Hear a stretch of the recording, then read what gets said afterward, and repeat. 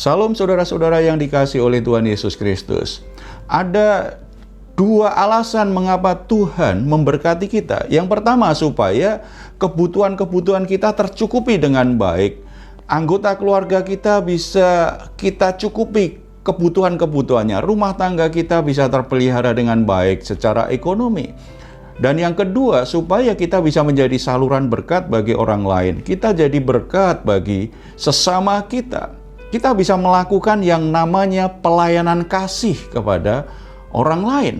Saudara-saudara, ada satu waktu pernah terjadi jemaat Yudea mengalami kesulitan yang luar biasa karena aniaya, tekanan, sehingga mereka menjadi jemaat yang sangat kekurangan sekali.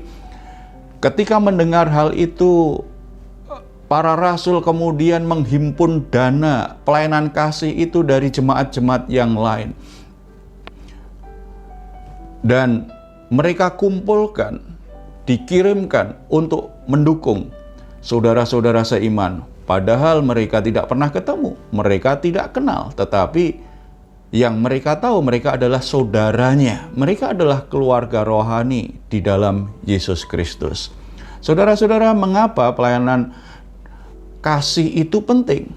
Mengapa itu perlu kita lakukan? Menjadi kebiasaan dalam keluarga rohani kita. Mari kita baca 2 Korintus pasal 9. Sebab pelayanan kasih yang berisi pemberian ini bukan hanya mencukupkan keperluan-keperluan orang kudus, tetapi juga membangkitkan syukur kepada Allah. Saudara-saudara, hal pertama mengapa pelayanan kasih itu penting? Karena ketika pelayanan kasih itu dilakukan, berarti bisa mencukupi kebutuhan-kebutuhan orang-orang Kristen, saudara seiman yang lain, supaya di dalam gereja ada keseimbangan.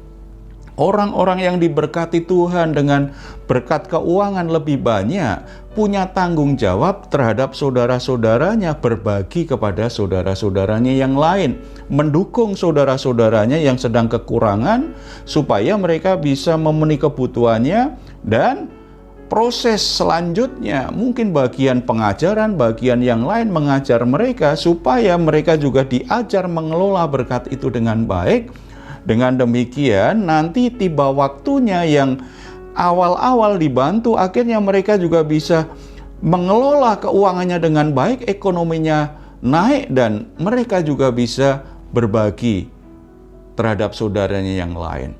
Tetapi ketika kita pelajari 2 Korintus pasal 9, kita tahu ternyata yang memberi, yang ikut dalam pelayanan kasih itu tidak semuanya orang yang kaya, orang yang duitnya banyak.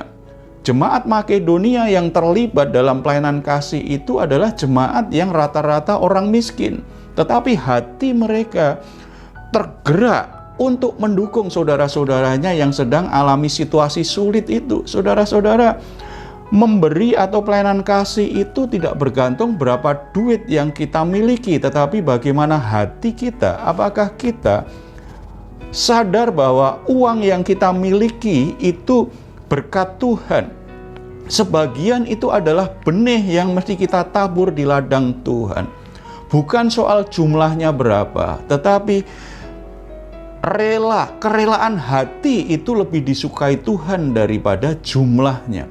Jadi saudara-saudara, ketika pelayanan kasih menjadi kebiasaan dalam sebuah gereja, dalam keluarga rohani, dana yang terkumpul mungkin tidak langsung banyak, tetapi kalau itu menjadi kebiasaan, baik yang duitnya banyak, yang duitnya cukup, atau yang sebenarnya pas-pasan, tetapi kalau semua punya hati dalam pelayanan kasih, mereka akan sisihkan uang yang khusus untuk pelayanan kasih, supaya suatu saat ketika ada saudara-saudaranya yang membutuhkan bantuan, ada dana yang bisa dibagikan, ada sesuatu yang bisa dipakai untuk mendukung saudara seimannya. Yang kedua, pelayanan kasih itu akan membangkitkan syukur kepada Allah. Jadi ketika pelayanan kasih diberikan kepada seseorang yang membutuhkan, orang itu akhirnya bersyukur. Bersyukur untuk apa? Memuliakan Tuhan, karena mungkin itu menjadi jawaban doa pergumulannya selama ini. Dia mengalami banyak kesulitan keuangan, mengalami banyak situasi yang berat dalam hidupnya, tetapi ketika ada orang-orang percaya saudara seimannya mengulurkan tangan, memberikan bantuan, mereka akan memuji Tuhan karena doanya dijawab oleh Tuhan, karena kebutuhannya mulai terpenuhi. Saudara-saudara, oleh sebab itu mari kita membiasakan diri. Berapapun saudara diberkati oleh Tuhan, jangan dipakai untuk diri sendiri, jangan disimpan untuk diri sendiri. Ada bagian yang saudara sisihkan supaya bisa menjadi benih yang saudara bisa tabur dalam pelayanan kasih kepada sesama di ladang Tuhan, kepada saudara-saudara seiman yang lain, supaya akhirnya benih itu bisa bertumbuh berlipat ganda. Semakin banyak orang yang diberkati oleh Tuhan. Kita berdoa. Bapa di surga, kami bersyukur, kami bersuka cita atas semua berkat yang Tuhan berikan kepada kami. Biarlah kami selalu menyadari bahwa itu adalah anugerah. Kami mengelolanya dengan baik, mencukupi kebutuhan kami dengan cara yang benar, dan memberi bagian untuk menjadi berkat bagi orang lain. Kami rindu kami semua boleh menjadi bagian dari pelayanan kasih gerejamu, keluarga rohani kami, supaya nama Tuhan semakin dimuliakan. Banyak orang yang semakin bersyukur kepadamu karena merasakan kasih Tuhan mereka alami melalui kami. Terima kasih Bapak. Dalam nama Tuhan Yesus kami berdoa. Amin. Saudara-saudara, jika saudara terberkati dengan video renungan ini, silahkan untuk berbagi kepada saudara-saudara yang lain agar mereka juga diberkati.